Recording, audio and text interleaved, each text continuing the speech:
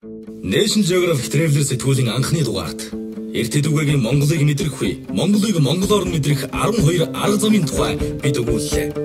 Шууд ч гэсэн биднийг ажиглаж байдаг. Тусгай сонирхлын аяллаа тухай сонирхолтой нийтлэл.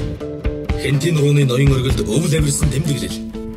Улаанбаатар хотын хаан очиж өөрийн хийгээд өрөөлийн соёлын гүнд нэвтрэх бай.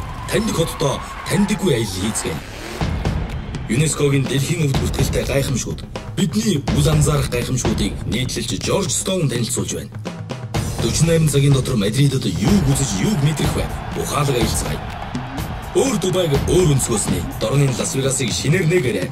Үзэсгэлэнт Санкт Петербургээр аялсан тэмдэглэл, зохиогч амьд хотын нууцын гүнд нэвтрэлээ.